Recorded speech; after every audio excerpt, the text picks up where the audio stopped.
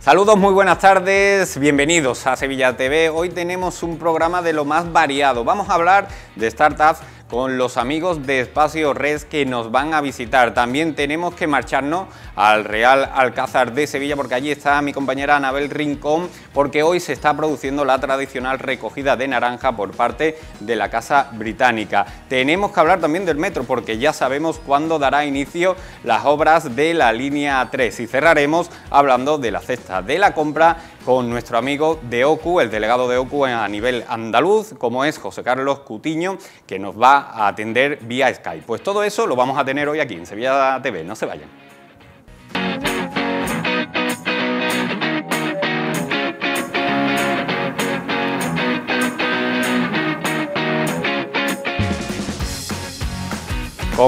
Comenzamos ya porque toca hablar de emprendimiento, que es uno de los ámbitos, de los aspectos donde Sevilla más ha crecido en los últimos años gracias a iniciativas como por ejemplo la de Espacio Res.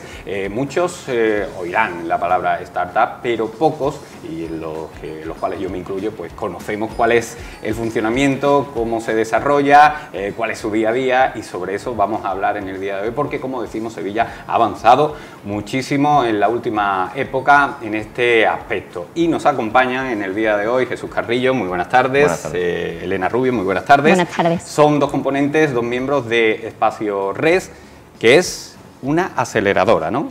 Hasta ahí bien, ¿no? Una aceleradora de startups, sí. Bueno, lo primero es, lógicamente, es saber en qué consiste Espacio Res, qué es lo que hacéis, qué es lo que desarrolláis y cómo ayudáis pues a personas que tienen una idea a desarrollarla. Vale, bueno, antes que nada, muchísimas gracias por invitarnos. La verdad que estamos súper contentos y súper ilusionados porque además que se dé la oportunidad de que estas iniciativas vean la luz, pues creo que es algo muy bonito porque además a nosotros nos llena mucho nuestro trabajo. Bueno, una aceleradora de startups, para que nos entendamos, vamos a ir por concepto. Una startup al final no deja de ser una empresa de reciente creación que tiene un componente tecnológico considerablemente alto y que además tiene mucho potencial de crecimiento, exponencial prácticamente. Entonces nosotros lo que intentamos es acelerar ese crecimiento exponencial. Bueno, hay que decir que ese proyecto pues necesita muchos componentes. Por ejemplo, Elena es directora financiera, Jesús es manager de programas, que al final, bueno, la idea está en bruto y se tiene que ir limando poco a poco, no solamente con un componente financiero, al cual ustedes aportáis y ayudáis, sino también con otras muchas materias, ¿no, Jesús? Totalmente, sí que es cierto. También hay que tener en cuenta que muchas de las ideas que pasan por nuestros programas, sobre todo el programa de aceleración, que abrimos hace poco la segunda edición en octubre, comenzamos, es verdad que los proyectos que llegan a esas startups ya traen una idea que está validada, que en muchos casos incluso han empezado a facturar y ya tienen personas trabajando e incluso los propios fundadores están cobrando. Entonces nosotros no solo nos enfocamos en la idea, sino en también cómo convertir que esa idea, que es un diamante en bruto como tú comentabas, cómo aceleramos para que esa facturación, que puede ser mínima o incluso no existir, al final del programa pues sea lo más alta posible. Yo creía que, fíjate, era una idea sobre el papel, no que estaba funcionando. ¿Me equivoco o hay dos vertientes? O también se puede dar ese caso, ¿no? Que sea simplemente la idea pura y dura y que vosotros la veáis que tiene un proyecto de futuro y la cojáis, o tiene que tener una andadura ya. Nosotros realmente empezamos como incubadora de startups hace ya 8 años, pero bueno, depende de la fase en la que esté la startup. Es verdad que a nosotros nos gusta enfocarnos en la parte de aceleración, donde ya la idea suele estar validada en el mercado y ya el encaje producto-mercado pues está algo rodado, ¿no? Porque al final son 8 meses en los que los proyectos están en Espacio Res siendo acelerados, y si no, en 8 meses no da tiempo a que una idea pueda ser validada y que además llegue al mercado. Es bastante complejo, entonces intentamos enfocarnos en esas startups que ya tienen que tienen un recorrido.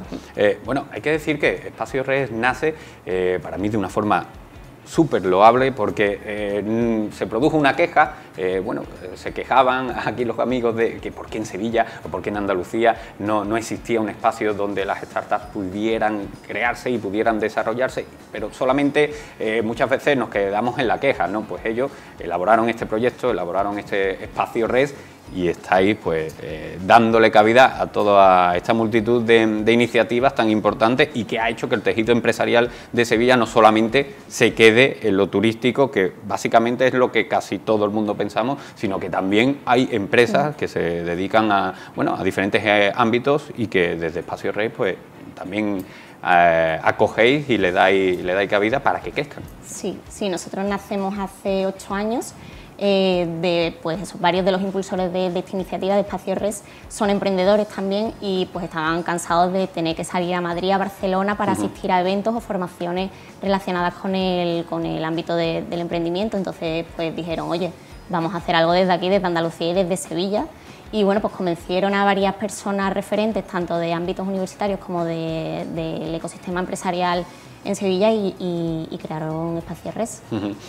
Y ahora mismo la salud que tiene Espacio Res supongo que buenísima, ¿no? Después de 8 años ya afianzados en el ecosistema económico también, y no solamente a nivel de Sevilla, ciudad, sino también a nivel de Andalucía, ¿no? Sí que es cierto que una de las cosas que tenemos más claras en Espacio Res es que nosotros nacimos para Sevilla, pero el tiempo nos ha ido demostrando que es algo que es necesario no solo en la ciudad, no solo en nuestra provincia, sino en toda la comunidad. Entonces Espacio Red desde hace bastante tiempo está intentando posicionarse para ser referente no solo en Sevilla, sino también en Andalucía y algún día, si Dios quiere, también en España. Lo que sí está comprobado, y yo tengo el privilegio, por ejemplo, de conocer un proyecto formidable, porque no solamente son compañeros de profesión, los amigos del Desmarque, sino también son amigos con los que comparto muchos momentos del día a día incluso, y lo que sí me ha demostrado eso es que aquí en Sevilla hay muchísimo talento, y fíjense, ¿no?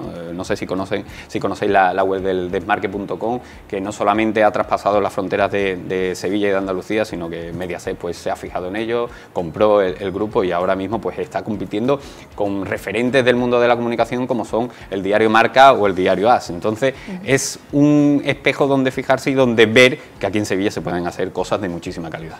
Sí, la verdad es que el talento que hay en Sevilla y en Andalucía es brutal y tenemos que intentar retenerlo un poquito, fidelizarlo, y yo creo que bueno, pues el emprendimiento siempre es una vía de escape, una salida para esas personas que bueno, pues tienen inquietudes pero no saben dónde materializarlas, ¿no? Que muchas veces se enseña desde el colegio, desde la universidad a trabajar en empresas grandes, empresas privadas, y bueno, el emprendimiento también es una forma de vida y eso pues hay que ir evangelizándolo poco a poco. Sí que es cierto que aquí, sobre todo en Sevilla, somos mucho de pensar y mucho de planificar, pero poco de ejecutar. No sé si eso también es lo que cuesta más trabajo, ¿no? La ejecución del proyecto. Sí que es verdad que una de las cosas que nosotros siempre intentamos transmitirle a esos emprendedores que trabajan con nosotros es que eviten a toda costa una cosa que nosotros llamamos como productitis. Muchas veces nos tiramos mucho tiempo pensando en qué producto podemos sacar, qué funcionalidades van a tener, cómo va a ser, cómo va a interactuar el usuario con eso que vamos a sacar, si por ejemplo es una aplicación.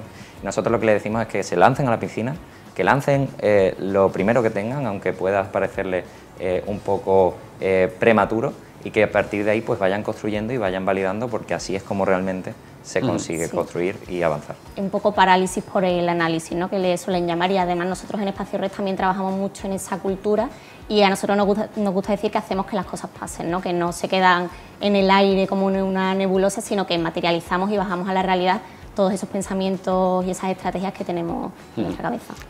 Al final es que ocurre así, por ejemplo, bueno, como vosotros, ¿no? Como Espacio Red, se unen una serie de amigos y expertos y al final se decide ejecutar y hacer Espacio Red, pero cuántas y cuántas cosas se han quedado en el tintero y pensadas e ideadas y después no han tenido pues un nacimiento porque no se ha dado ese paso adelante. ¿Cuántas cosas? Fíjate, en los bares se crean muchísimos proyectos, muchísimas empresas, pero al final se queda ahí. Bueno, pero las mejores ideas surgen en los bares, ¿no? Los amigos del Desmarque, Fede Quintero, Álvaro Ramírez, bueno, lo crearon en un chiringuito de Málaga, con lo cual, fíjate, se ideó ahí y nació la idea y se ejecutó. Así que fíjate, en los bares salen siempre muy buenas cosas. Os quería preguntar, porque no sé si las startups, fíjate que te decía que no iba a pronunciar mucho el término y lo estoy pronunciando a cada 2 por 3. No sé si solamente tienen ese componente tecnológico, si solamente son para aplicaciones o puede haber otra variante o cómo son. Pues esa es muy buena pregunta y normalmente la tiene muchísima gente. Yo incluso antes de empezar a trabajar en Espacio Red, yo mismo me la hacía. Y es verdad que, por ejemplo, te pongo el ejemplo de nuestro programa de aceleración actualmente. Tenemos 8 proyectos totalmente diferentes unos de otros. Hay uno que está basado en tecnología blockchain, hay otro que está basado en un producto hardware que sirve para poder mejorar cómo funcionan las máquinas que se utilizan para hacer vacunas, por ejemplo. Y después, por otro lado, tenemos un proyecto que es hacer un videojuego. Es decir, que al final las startups son ideas muy dispares, pero sí que tienen una cosa en común y es que normalmente, bueno, en todos los casos, mejor dicho, pueden ser escalables, es decir, que pueden crecer muy rápidamente utilizando unos recursos más bajos a los que normalmente serían necesarios. Claro, y al final ese componente tecnológico, aunque sea mínimo, es lo que te da esa escalabilidad. Si no, sería muy complejo llegar a crecer exponencialmente, ¿no? Escalabilidad significa crecimiento, ¿no? Sí. Yo lo extrapolo a mi vocabulario. No, sí, yo por lo menos te he entendido, pero sí que es cierto que muchas veces en esos términos, por ejemplo, incubadora, aceleradora, nos perdemos un poco. Yo me pierdo, bueno, incubadora sí, pero ¿qué es una incubadora? Bueno, aceleradora, ¿qué es una? Más o menos lo mismo, ¿no? Es similar, ¿no? ¿O cómo? No llega a ser lo mismo, al final depende a la fase de la startup a la que se dirija ese programa. Una incubadora va más a una fase primaria, ¿no? Que es semilla, que al final pues estás validando todavía tu idea, y una aceleradora va más a cuando ya tienes un producto mínimo viable, a tus primeros clientes. Depende un poco de la fase en la que se encuentre el proyecto, la startup. Porque que sea escalable es uno de los requisitos para acogerla dentro del programa. Normalmente es algo que es necesario y que en el caso de que cuando lleguen no sea escalable, nosotros trabajamos con esos fundadores, con esos equipos para poder alcanzar la escalabilidad. Porque al fin y al cabo, escalabilidad, para que lo puedan entender los que nos están viendo, es básicamente conseguir que con la menos cantidad de dinero que puedas, crecer lo más grande posible y en el tiempo más corto posible. Entonces es algo que intentan todas las empresas al fin y al cabo, porque es algo que cualquiera querría, pero que solo aquellas que tienen un componente tecnológico muy alto, como comentaba Elena, pues pueden conseguir, porque al fin y al cabo si quieres construir muchos edificios, da igual lo que quieras hacer, que al final hay un límite. Sí. Hay un límite. Y esto, no hay límite, es un crecimiento exponencial. Claro, pero todo relacionado a la tecnología, ¿eh? Cuando veo es eso, porque supongo es que será el único componente que te permite eso, ¿no? El crecimiento tan rápido, ¿no? Sí. A la tecnología, a la innovación, al final siempre se busca ese punto diferencial, esa propuesta de valor que haga que te diferencie del resto. Y normalmente con las tendencias que hay actualmente en el mercado, pues suele ser y suele estar muy relacionado con un componente tecnológico. Claro, pero siempre son estos empresarios o emprendedores, mejor dicho, son siempre relacionados con el mundo de la informática, ¿no? Casi siempre, ¿no? Pocas veces se sale de ese suele ser sector. Un perfil dentro del equipo bastante importante y recomendamos siempre que lo tengan presente. Sí, en el equipo.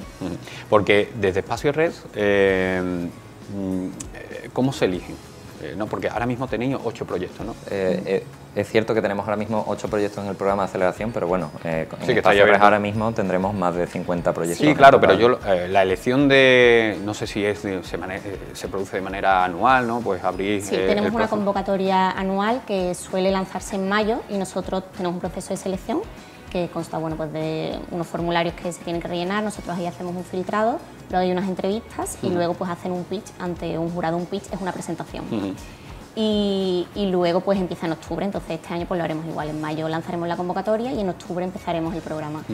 Solemos seleccionar hasta 10 startups, 10 proyectos, pero primamos la calidad antes que la cantidad. O sea, si hay 8 proyectos muy buenos y no llegamos a los 10, pues no pasa nada. Hemos tenido más de 70 solicitudes en el año pasado, pero hemos preferido pues quedarnos con 8 que sean muy buenas y que de verdad tengan esa escalabilidad y ese potencial. Requisitos. Ya sabemos que la escalabilidad es uno de ellos.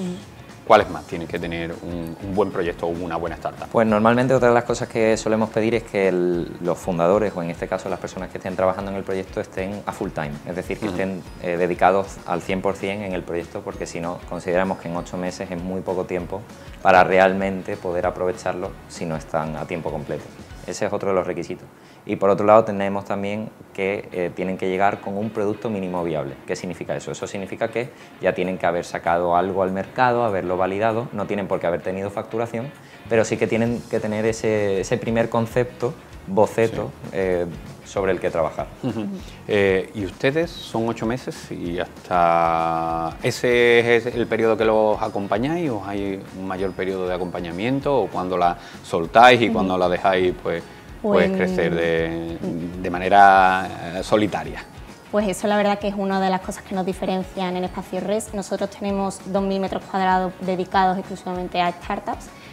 En 500 metros cuadrados tenemos a esas startups que entran al programa de aceleración, pero tenemos otros 1.500 metros cuadrados restantes, que lo guay de Espacio Res es que una vez que acaban el programa, pues las startups tienen la posibilidad y la oportunidad de quedarse allí alojados. Entonces se crea como un ecosistema muy guay en el que pues nuestro acompañamiento va a llegar hasta donde la startup quiera llegar. Y además se da algo muy interesante, que es lo que nuestro director Manuel Ibáñez llama el círculo virtuoso, donde esas startups que ya han salido del programa, que ya tienen pues en torno a 15 empleados, que realmente se están convirtiendo en empresas muy sólidas y que están en el mercado, son las que después ayudan a las que están entrando, que acaban de nacer, y son los propios fundadores de esas startups exitosas las que le dan consejos y las que mentorizan a los que están empezando ahora. Claro, porque en Espacio Red no solamente ayudáis, sino también que se crean conferencias, se crean congresos, eso va también unido y forma parte del proceso de creación de las startups, ¿no? Para ayudar, ¿no? Supongo, ¿no? Bueno, si quieres te comento cómo funciona un poquito el programa, sí, y así también vamos incluyendo esos términos. En el programa, que al final son 8 meses, lo que hacemos con las startups es que tengan acceso a mentorías. Mentorías al final son reuniones de tú a tú con expertos en un área específica o con fundadores, como ha comentado Jesús, de otras startups. Eso por una parte. Luego también tienen formaciones en áreas específicas de negocio, tienen acceso a inversión y tienen la oportunidad de pertenecer a una comunidad de más de 200 emprendedores donde, como tú has comentado, pues hacemos eventos, programas, en fin, al final pues fomentar un poquito esas sinergias entre todos los proyectos y todas las startups que están alojadas en el espacio. Después, otro de los puntos fundamentales donde también las startups suelen tener muchas necesidades es en la captación de talento. Y por suerte en Espacio Red también tenemos muy buena relación, por ejemplo, con la Universidad de Sevilla, con la Universidad Loyola. Entonces esos estudiantes que están saliendo, que están en el último curso y necesitan hacer sus trabajos de fin de grado o sus prácticas, pues tenemos la suerte de que pueden colaborar con nuestras startups y con esos proyectos que están haciendo. Porque claro, bueno, en tu posición, en tu puesto, manager de programa, supongo, y corrígeme si me equivoco, va la elección o parte de la elección de los proyectos que se escojan, que se analicen o que se vean que son técnicamente o tengan opciones de ser viables, pero también tú, en tu caso, y también corrígeme, le tienes que dar la dotación económica que necesita. Claro, que es que estoy haciéndome una composición de lo que sería, que no es nada fácil, que es muy complicado. Nosotros somos una fundación y somos totalmente independientes y privados, pero no dotamos económicamente a las startups de nada. ¿No? Yo creía que eso había un componente de ayuda económica también, fíjate lo que te digo. Nosotros le damos acceso a inversión, ponemos en contacto a las startups, con inversores o fondos de inversión. Pero nosotros yo te digo que yo soy no participamos en el capital tampoco de las startups. Nosotros somos una fundación y nuestro fin fundacional, nuestra actividad fundacional es apoyar el emprendimiento y el ecosistema emprendedor. Y también en ese sentido sí que es verdad que bueno, es una tarea ardua, muy larga, que se necesitan muchas horas y que nosotros en el equipo actualmente pues somos 5. Entonces al final nos apoyamos todos unos en otros y al final somos eso, somos un equipo que trabajamos todos a una, y aunque tengamos nuestras especialidades, sí que es verdad que estamos todos en lo mismo. Nos gusta decir que somos un equipo multidisciplinar, ¿no? Todos hacemos de todo.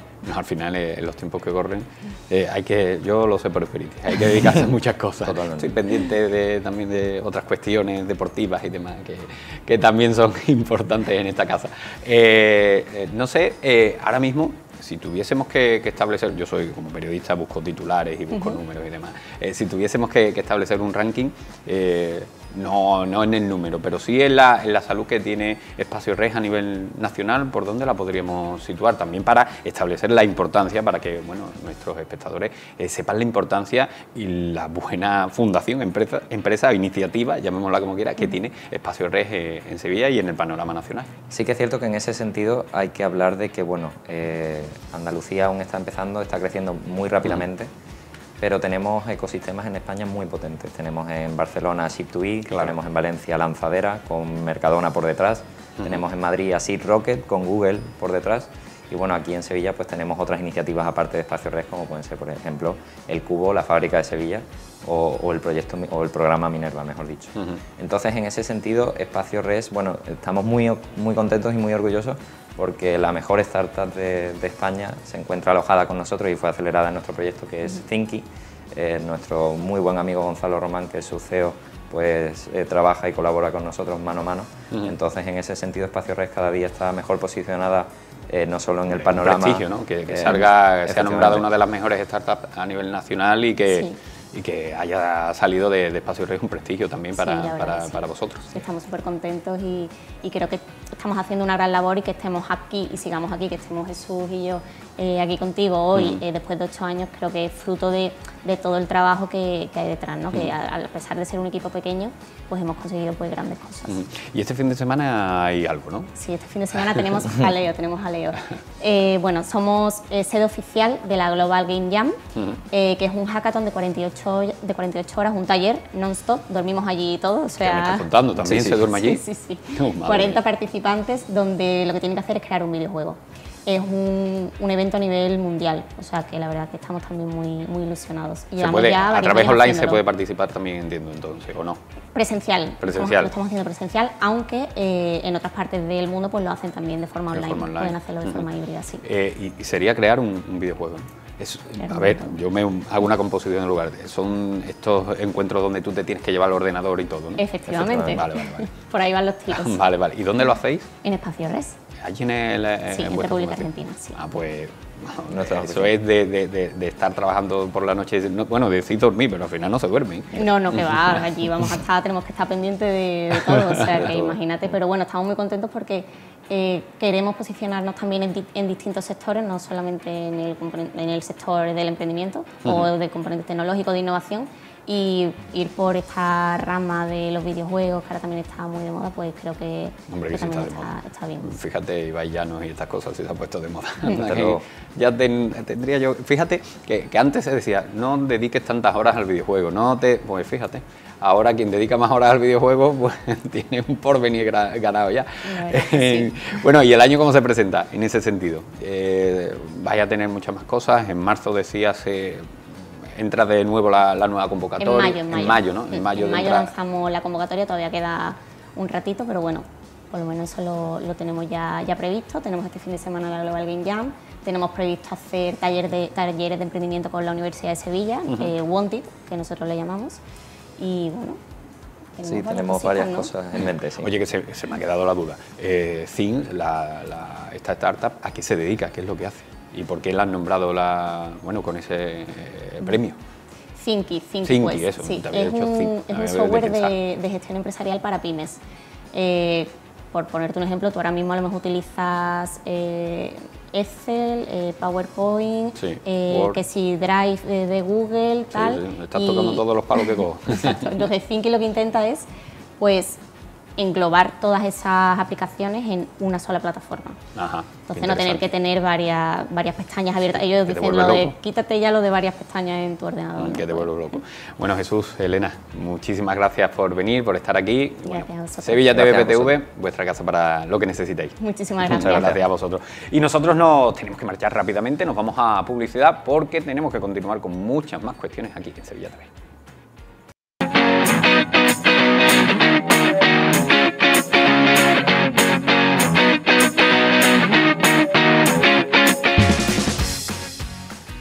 Bueno, vamos a continuar, ya hemos vuelto de publicidad y nos tenemos que marchar al Real Alcázar porque hoy se está realizando la ya tradicional recogida de naranjas por parte de miembros de la Embajada del Reino Unido aquí en España para posteriormente dedicar esas naranjas a la fabricación de mermelada amarga para la Casa Británica. Y allí, en el Real Alcázar, está mi compañera Anabel Rincón. Muy buenas tardes. Muy buenas tardes, Manolo. Pues nos encontramos aquí en el Cenador de Carlos V, donde hace unos minutitos el alcalde de Sevilla le hacía entrega al embajador británico de las naranjas, los kilos de naranja que se han recogido aquí en el Real Alcázar de Sevilla. Y para hablar de todo esto tenemos aquí a la directora del Real Alcázar, Isabel Rodríguez. Muy buenas tardes. Buenas tardes a todos. Buenas tardes. Isabel, bueno, aquí detrás vemos las naranjas, una muestra de naranjas que se han recogido y la mermelada final que se hace. ¿Cuántos kilos se han recogido este año? Pues se han recogido entre 20 y 30 kilos de naranja y algunos kilos de limones para elaborar mermelada. Bueno, ¿y cómo es el proceso, Isabel, de elaboración de esta mermelada? Pues el embajador británico viene a Sevilla, se lleva directamente las naranjas y elabora la mermelada de forma artesanal con una receta heredada de su madre y a la vez de su abuela, y ya envía la mermelada elaborada, envasada en pequeños tarritos, al Palacio de Buckingham, a Isabel II con anterioridad, y este es el primer año que se le envía al rey Carlos. Eso iba a comentar, que no sabemos, Isabel, si le gustará tanto al rey Carlos III como le gustaba a su madre Isabel II. Bueno, Carlos III conoce el Alcázar, ha estado aquí en alguna ocasión, y según cuentan también es un amante de la mermelada de naranjas amargas de Sevilla. Bueno, y aparte de los kilos que se han recogido este año de naranja, ¿cómo se hace todo este proceso? Porque entiendo que será también un proceso tedioso, que tenéis que tener mucha organización, ¿no?, por parte del Real Alcázar. ¿Cómo lo hacéis? Bueno, en todo este proceso hay algunas piezas fundamentales, como son los jardineros del Alcázar, que son los que seleccionan las naranjas, pues van viendo la zona en que las naranjas están más sanas y dan ejemplares más valiosos. Se va recogiendo, y cuando tenemos ya recogida una serie de kilos, pues hay también una persona importante que es el cónsul de Sevilla, el cónsul británico de Sevilla, que se pone ya en contacto con el embajador y el embajador con el alcalde, y viene a recoger las naranjas. Después la elabora en la embajada y ya se la envía a Palacio. Bueno, y creo que esto es una tradición que se ha recuperado recientemente, ¿no? Porque ha habido una época en la que no se han recogido las tradicionales naranjas y se han enviado para hacer la mermelada. Bueno, siendo alcaide del Alcázar, don Manuel del Valle, hace unos 4 o 5 años nos comentó que existía la tradición de enviar naranjas amargas al Palacio de Buckingham para elaborar mermelada, que si podíamos recogerla, y ya iniciamos todo lo que eran los contactos para volver a recuperar esta bonita tradición, ¿no?, que pone en relación Sevilla con la ciudad de Sevilla, sus naranjos y sus tradiciones, su patrimonio inmaterial también, pues con Reino Unido. Supongo que también una importancia muy grande que estas naranjas sevillanas estén en el Reino Unido. Bueno, es la marca Sevilla fuera de nuestras fronteras, ¿no? Yo creo que es muy importante, y además un producto de calidad, y que bueno, pues puede dar lugar a futuras relaciones entre ciudades, y al nacimiento de productos nuevos, claro, y al conocimiento de la mermelada también más allá de nuestras fronteras.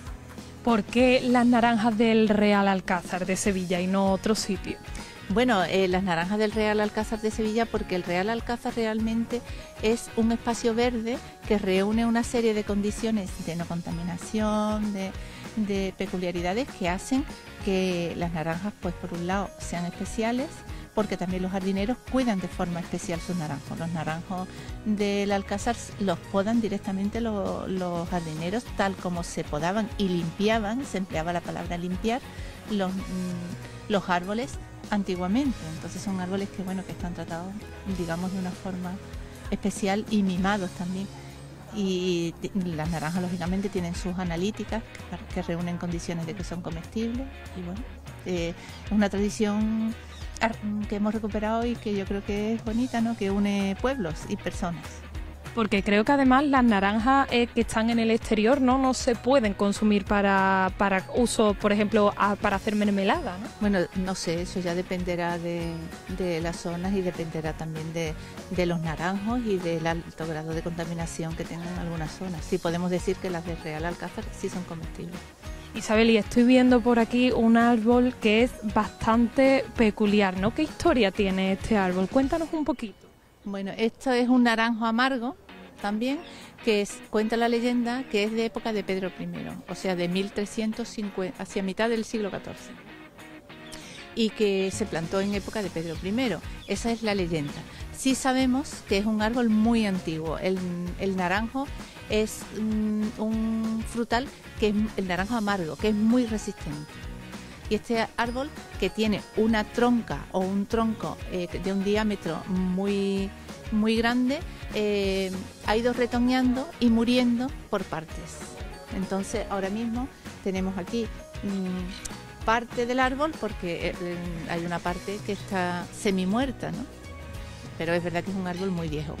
Es decir, que hay una labor de conservación de estos naranjos sumamente increíble, ¿no? Bueno, los jardineros del Alcázar están acostumbrados, ya digo, a cuidar de todos los árboles, que lo consideran suyo, pero en especial de la gran cantidad de naranjos que tenemos. Creo que son 1100 naranjos, o algo así. Tenemos muchos naranjos. Entre ellos, un tipo de naranjo digamos, la transformación y cultivo de un tipo de naranjo, que es el naranjo en espardera, que es que el naranjo está cubriendo las paredes como si fuera una enredadera. Y es naranjo amargo también, de los cuales tenemos algunos ejemplares muy antiguos y que conozcamos, están en el Palacio de los Reyes Cristianos de Córdoba y en el Alcázar de Sevilla, y proceden de una tradición oriental. ¿Por qué se ha escogido este sitio, el Cenador de Carlos V, para la recogida de las naranjas que van a hacer mermelada? Bueno, siempre elegimos espacios centrales y lo más alejado de lo que es el límite periférico de la manzana del Alcázar. ¿Por qué? Porque está más lejos del tránsito de vehículos y que pudieran contaminar en algún sentido las naranjas. Y también depende de la zona, que cada año hay una zona que los naranjos, pues de acuerdo con la climatología, pues prosperan más o menos. Y este año aquí había unos buenos ejemplares. Pues muchísimas gracias por atendernos, Isabel. Una gran labor que realizan aquí en el Real Alcázar de Sevilla. Y bueno, Manolo, esperemos que al rey Carlos III le guste tanto la mermelada como le gustaba ya a su madre, la seguro reina que sí, Isabel seguro que II. sí, porque bueno, podemos presumir de tener esos magníficos naranjos en el Real Alcázar. Gracias por el magnífico trabajo, Anabel, y nosotros tenemos que continuar. Y no será, a lo mejor, una fecha tan histórica como las que nos ha comentado nuestra amiga Anabel, pero sí que seguro va a calar muy hondo en el corazoncito de muchos sevillanos, sobre todo los que van a coger la futura línea 3 del metro, porque anoten esta fecha, que va a ser histórica por todo lo relacionado y todo lo que ha habido y todo lo que ha conllevado el movimiento del inicio de estas obras, porque el presidente de la Junta de Andalucía, Juanma Moreno, ha anunciado hoy que el próximo 20 de febrero se iniciarán las obras para que den comienzo y se cree la línea 3 del metro de Sevilla, una fecha que se va a producir 14 años después de que se produjese la inauguración de la línea 1. Pues bien, no me negarán que va a ser pues una fecha histórica. Vamos a conocer más detalles. En tan solo 20 días se verá materializado el sueño de una nueva línea de metro. Aunque tendrán que pasar años hasta que se abra al público, lo cierto es que tan solo 3 semanas después de la firma del convenio de financiación ya hay fecha para el inicio de las obras de la línea 3. Lo ha anunciado Juanma Moreno en el foro de ABC. Les anuncio que el día 20 de febrero comenzarán las obras de la línea 3 de metro de Sevilla. No podíamos estar de brazos cruzados, no queríamos estar de brazos cruzados y que después de casi 14 años se siguieran echando balones fuera. Además, a lo largo de este 2023 terminaremos la actualización y ampliación del proyecto del tramo sur de la línea 3, el Prado Bellavista, e iniciaremos también la actualización del proyecto de la línea 2 entre Sevilla Este y La Cartuja. Hablando de movilidad sostenible, hemos rescatado también el proyecto del tranvía de Alcalá de Guadaira, que como saben estaba abandonado y también estaba vandalizado. El tramo norte de la línea 3 del metro de la capital hispalense unirá Pinomontano con el Prado de San Sebastián, con un presupuesto de 1.366 millones de euros, que serán sufragados a partes iguales por la Junta y el Gobierno central. Durante su intervención en dicho foro, Moreno confirma que ya está actualizado el tramo sur de esta misma línea y que licitará la actualización de la línea 2, que dará servicio a Sevilla Este, uno de los barrios más poblados de la ciudad. Además, el presidente ha confirmado que el 20 de marzo el Hospital Militar estará completamente operativo. Bueno, vamos a continuar en Sevilla TV. Hoy es 1 de febrero, se cumple justamente un mes desde esa medida que se introdujo por parte del Gobierno en la reducción del IVA en los alimentos como por ejemplo el aceite y la pasta de un 10 a un 5% y también la eliminación del 4% del IVA en alimentos de primera necesidad. Y tenemos que hablar con José Carlos Cutiño, delegado de OCU en Andalucía. Muy buenas tardes, José Carlos. Hola, buenas tardes, Manolo. Que ya te digo que a mí me encanta siempre hablar contigo, pero después de hablar contigo se queda uno con la moral por los suelos porque no hay una mejoría, no encontramos una mejoría y sobre todo lo más preocupante es que esa reducción no ha sido suficiente para que se note en los hogares y sobre todo en la cesta de la compra, porque los sevillanos y los españoles en general no lo estamos notando, ¿no? Bueno, uno no quiere ser profeta de desdichas, ¿no? Pero las cosas son como son. Es verdad que todavía el dato que tenemos adelantado de la inflación es el dato del IPC general y la inflación subyacente, que esa sí es terrorífica, ¿no? No ha salido todavía el dato desagregado de el incremento de precios en el sector de la alimentación, que es donde tendríamos que ver el reflejo de esa bajada del IVA, y parece que la inflación general de alguna manera está un poco estabilizada, porque la bajada del mes pasado tenía mucho que ver con la comparación de los índices respecto del año pasado, donde hubo grandes subidas en el precio de la energía que a día de hoy pues está más contenida, ¿no? Tenemos que ver cómo se consolida estos datos. La inflación subyacente, ya digo, que es terrible, ese 7,5%, que es lo que de verdad están soportando en su bolsillo las familias sevillanas y bueno, vamos a ver si esa aparente estabilización del índice general termina arrastrando en cuestión de unos meses, que es lo que suele pasar, esa otra subyacente que es la que de verdad nos importa. Pero bueno, parece, y eso lo dicen las autoridades monetarias internacionales, que las políticas de subida de los tipos de interés, mal que le pese a los que tienen una hipoteca variable, pues están controlando un poquito la inflación en España un poquito mejor que en el resto de Europa. Bueno, desde OCU y desde los diferentes estudios que realizáis, vuestra previsión, más o menos, ¿cuál es?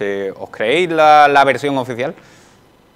Bueno, verás, algunos de los pasos han ido en la dirección adecuada, es decir, la bajada del IVA de los alimentos, a pesar de que pueda parecer que no está teniendo gran incidencia, realmente nosotros estamos haciendo controles desde principio de año y con excepciones se está aplicando, ¿eh? Nosotros hemos hecho controles de precios de estos alimentos afectados en supermercados online, en 5 supermercados hemos controlado aproximadamente unos 112 precios.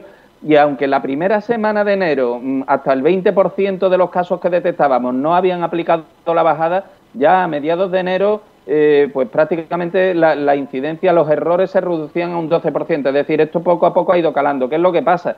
Que, por ejemplo, la carne y el pescado no disfrutan de esa exención, que es una de las medidas que estamos pidiendo al Gobierno, que la amplíe, porque realmente son muchas las familias que están sacando la carne y el pescado fresco de sus dietas y esto es lamentable.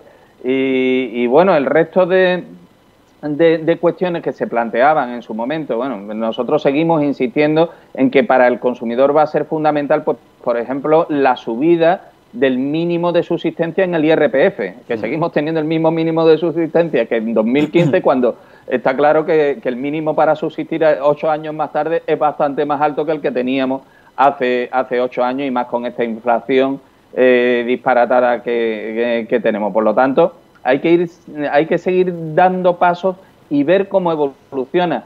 A corto plazo, ayer salía un dato que era el de crecimiento de la eurozona en el último trimestre y no hay recesión. No hay recesión. ¿Esto qué quiere decir?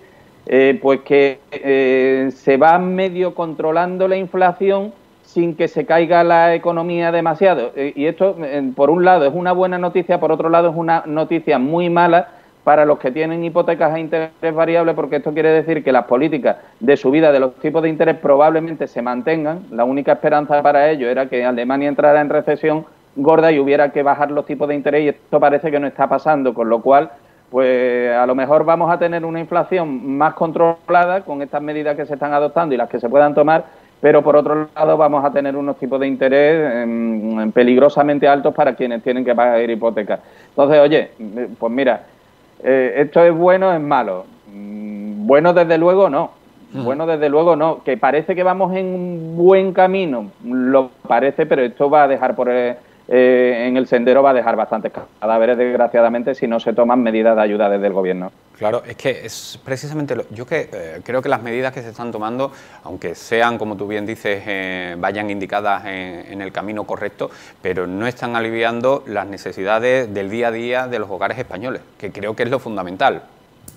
Efectivamente, que esas ayudas directas, por ejemplo, de los 200 euros, han quedado muy cortas a la vista de lo que está pasando.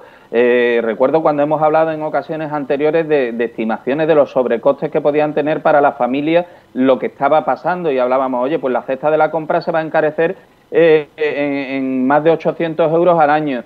El consumo energético lo vamos a encarecer pues prácticamente en unos términos parecidos, 700 y pico de euros por año. Las hipotecas ya se están disparando a los 160 euros por cada 100.000 euros de capital pendiente que tengamos al mes. Es decir, y ahora usted me viene diciendo que me da una ayuda de 200 euros, pues mira, me va a servir para poco. De hecho, incluso los hábitos de consumo han cambiado. Nosotros hemos hecho recientemente una encuesta en colaboración con los compañeros de otros estados de la Unión Europea y los resultados son muy inquietantes. 9 de cada 10 encuestados nos dicen que han tomado medidas para reducir los gastos en la compra de alimentos, en el consumo energético, en el ocio, en la cultura, en la hostelería y la restauración, incluso en la salud, que no está cubierta por el sistema sanitario público. Estamos hablando de que prácticamente la gente ya no tiene capacidad ni para irse a un psicólogo, ni para irse a un fisioterapeuta privado, ni para irse a un odontólogo, ni para irse a un oftalmólogo, ni para cambiarse unas gafas, ¿no? Es decir, que es que esto al final hay que traducirlo de esa manera. Y el ciudadano está atendiendo y los datos eran muy ilustrativo, ¿no? Prácticamente entre el 60 y el 70% nos decían que ya estaban apostando por las marcas blancas en la alimentación, que iban buscando las ofertas, que estaban comprando menos productos frescos, tanto carne y pescado como verdura y fruta, y que estaban apostando más por los envasados y que estaban yendo más a los supermercados discount o los supermercados low cost. Es decir, hay un auténtico cambio de hábitos o el mero hecho en una temperatura como las que estamos, ¿no? Que incluso en Sevilla estamos pasando un frío de aupa, pues la gente está dejando de usar calefacción porque no se puede permitir esa factura eléctrica. Y esto está pasando y evidentemente las medidas que se están adoptando, algunas pueden ir en la buena dirección. Nosotros planteábamos esas reducciones o exenciones fiscales, pero se han quedado cortas, otras se han quedado muy cortas, las ayudas directas, y otras ni siquiera se han planteado, como es esta que decimos, de ampliar el mínimo exento en el IRPF para tener más renta disponible y pagar menos por este concepto, lo cual también aliviaría las economías domésticas. En este barco estamos todos y desde luego las perspectivas a día de hoy son, con esa inflación, sobre todo esa subyacente, ese 7,5 que es el dato más preocupante, augura todavía meses de subidas de precios muy por encima de la capacidad adquisitiva de la ciudadanía. Claro, pero es lo que tú apuntas. Por ejemplo, la medida del IRPF, bien es cierto que es una medida que ayuda, pero es una medida que no ayuda en el día a día, que será cuando se realice la declaración de la renta, y allí ya habrá otro agujero que tapar, con lo cual ese dinero se destinará, esa devolución se destinará a otra cuestión que no es a la que ahora mismo nos afecta y nos atañe, por ejemplo, lo que tú estás comentando, la cesta de la compra, el combustible, la gasolina y la luz, que, bueno, ha habido una bajada de la luz, que de esa hablaremos también, pero que son cuestiones que con el frío que está haciendo ahora mismo, pues esa bajada al final ni te enteras porque tú tienes que recurrir a ello o taparte con la manta, y que ya estamos viendo. Aquí las casas en Sevilla están para el verano muy bien, pero para el frío no están tan bien. La manta no funciona, tienes que poner la estufa, el calentador, porque si no te mueres de frío. Pero es lo que te digo, José Carlos, al final esa medida, sobre todo la del IRPF, es que no ayuda en el día a día. Efectivamente, no es una medida inmediata.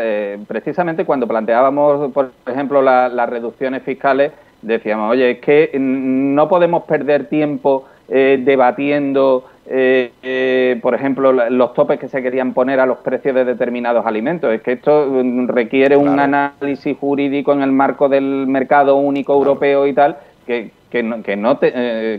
tarda un tiempo que no tenemos porque las familias lo están padeciendo en el día a día, y evidentemente por ahí las medidas más eficaces son fundamentalmente las fiscales, las que reducen impuestos. Pero claro, tú dices, oye, al pan le hemos quitado un 4% de IVA, que está muy bien, que va en la línea que nosotros planteábamos, pero es que el pan ha podido subir un 30%. O sea, que es que realmente nos estamos quedando muy atrás, las medidas se van quedando muy atrás, por eso son tan importantes las ayudas directas de cierta envergadura. Ha sido un error desde nuestra perspectiva eliminar, por ejemplo, la ayuda a los 20 céntimos de la gasolina, porque la gasolina había bajado, ¿vale? Y ahora está subiendo, y va a seguir subiendo probablemente, y ya nos están advirtiendo de que aunque todavía no estamos en los niveles que justificaron esa medida de los 20 céntimos, probablemente vamos a llegar a ello, porque ahora entran en vigor una serie de medidas de limitación de las importaciones procedentes de Rusia que van a mermar la oferta y que por lo tanto va a provocar un encarecimiento.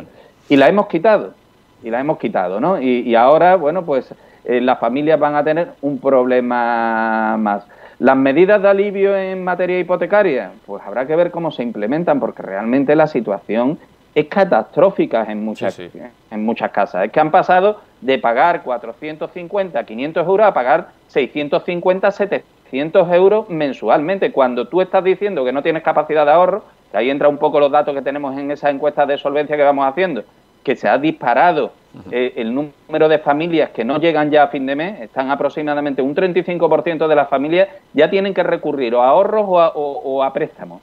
Y solo un 15% te dicen ahora mismo que tienen capacidad de ahorro. Si le siguen incrementando los gastos, pues evidentemente el resto no van a tener con qué responder, con lo cual estas subidas son dramáticas. Y al final nos ajustamos el cinturón, sí, nos lo ajustamos y terminamos pues gastando menos en calefacción, que al final es pasar más frío. Oye, una cosa es ser eficiente. Que aquí en Sevilla es verdad, no tenemos las casas preparadas para el frío, pero sí que tenemos un sistema normalmente muy eficiente de calefacción, que es la bomba de calor. Aquí lo más habitual es el split, ¿no? El split con bomba de calor. Bueno, pues la bomba de calor es de las formas más baratas en cuanto a consumo eléctrico de calentar una vivienda, siempre que mantengamos unas temperaturas razonables. Oye, si quieres estar en manga corta en casa, pues no. Pero más o menos con 24 grados, colocando el split a 24 grados, ¿eso es mucho o poco? Un poquito menos sería lo ideal. Menos. Es que en torno a 22 grados sería lo ideal. A 24 grados lo coloco yo. Cada grado sí dispara el consumo un 7%, ¿eh? Es que la diferencia entre ponerlo a 24 y ponerlo a 22, que no es una mala temperatura, ya no te digo los 19 grados que pretendía el gobierno que tuviéramos en los centros públicos, porque ahí se pasa frío, ¿no? Pero bueno, hay que ir buscando, y de hecho las familias lo están haciendo porque realmente no tienen más remedio. Es que fíjate, José Carlos, nosotros no lo decimos ni tú ni yo, nos hemos ido a la calle, hemos preguntado a los ciudadanos, a los vecinos, a ver si están notando pues esa rebaja en el IVA o no lo están notando en la cesta de la compra, fíjate. La verdad es que no, porque lo que ha bajado por un lado ha subido por otro, y entonces la pescadilla se muerde la cola. Así que de bajada poca. Pues no lo he notado. No lo he notado demasiado. Pero es verdad que somos dos personas en casa solo, entonces se nota un poquito menos que si es una familia más numerosa. Yo no noto nada. Vamos, es más, lo veo todo más caro. Al contrario, yo que no soy de fijarme mucho en los precios, ahora me choco porque veo todo más caro. No, la verdad es que no. La verdad es que es un queo bastante grande, ¿no? Vamos, yo no lo he notado. Aparte que ha subido todo una barbaridad, no le he visto la punta a estas medidas. Deberían de ampliar más las medidas y pensar más en las personas de a pie. Fíjate, José Carlos, los estudios que se realizan desde instituciones como la tuya valen perfectamente y son los que tenemos que seguir a rajatabla, pero este indicativo, el ir a la calle y ver y preguntar, y lo que te dicen que son los mejores fiscalizadores que existen de los precios, creo que, bueno, ante esto poco más se puede decir, ¿no?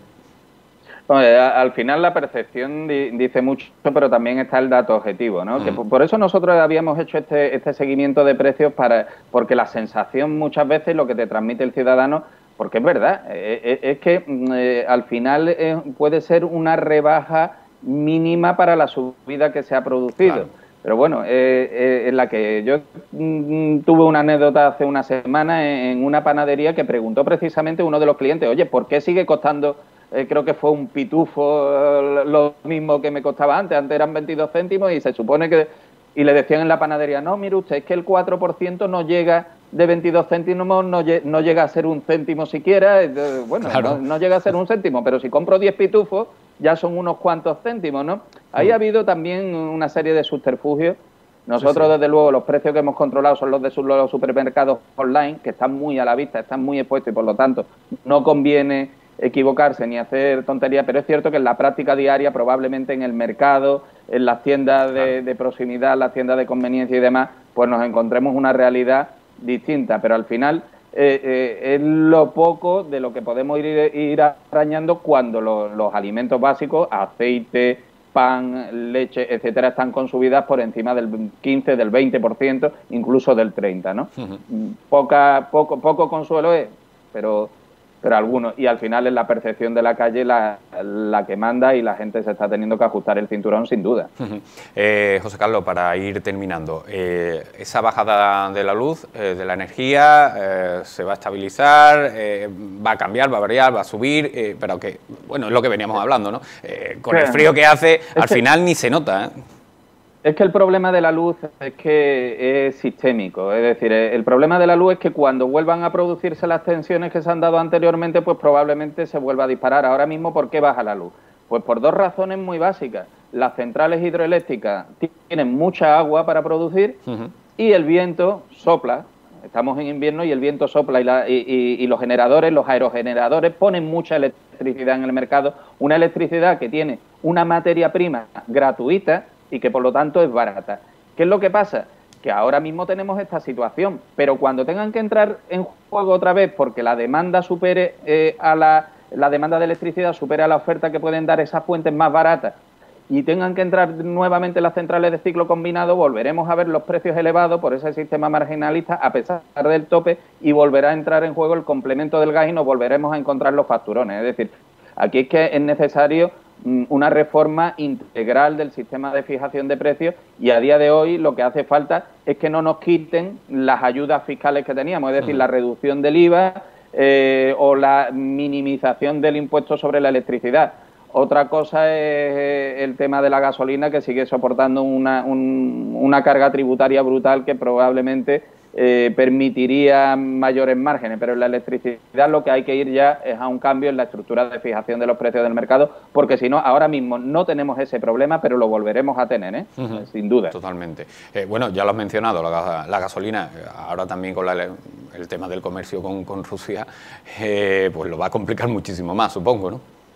Lo va a complicar, de hecho ya están advirtiendo, la subida ha sido sostenida desde primeros de año, unos porcentajes importante de subida, por encima del 3% en lo que llevamos de enero, o sea, lo que ha sido el mes pasado, y todos auguran que va a seguir subiendo. Por eso hablábamos de la precipitación al retirar la ayuda de los 20 céntimos, que le estaría costando un dinero al gobierno, pero que al final estaba aliviando mucho a la ciudadanía y la vamos a echar de menos, ¿eh? Vamos a echar de menos esa ayuda. Nosotros, de todas formas, lo que sí invitamos a utilizar, tenemos en la web de OCU un comparador de precios en gasolineras, porque según la gasolinera a la que vayamos podemos ahorrar hasta un 20% en el repostaje, ¿eh? Hay mucha diferencia entre las gasolineras de bandera y las gasolineras low cost y es interesante saber cuáles son las gasolineras más baratas en nuestro entorno y con esa herramienta se puede saber bastante bien. Pues recomendamos a todos los que nos estén viendo pues acudir a la web de OCU para realizar esa comparativa también en la gasolina, que como tú dices, José Carlos, es muy interesante y sobre todo ahorraremos un porcentaje importante también en gasolina. José Carlos Cutiño, muchísimas gracias, como siempre. Son los datos que hay, son duros, pero los tenemos que conocer. Es lo que hay. Ya digo, no quiero ser profeta de desdicha, pero es la realidad y confiemos que la evolución sea más favorable. Esperemos que sí. Gracias, amigo. Gracias a vosotros. Un abrazo. Bueno, nos tenemos que ir, nos hemos quedado ya sin tiempo, es lo que decíamos, ¿no? La situación ahora mismo económica está como está, es duro saberlo y conocerlo, pero tenemos que estar al tanto de ello, sobre todo para ejercer una política en casa también pues recomendable y saludable en cuanto a la economía y ahorrar esos céntimos que siempre nos vienen bien a final de mes. Nos tenemos que marchar, que pasen una feliz tarde y mañana les emplazamos otra vez a que vuelvan con nosotros en Sevilla TV a partir de las 6 de la tarde aquí en PTV Sevilla. Hasta luego.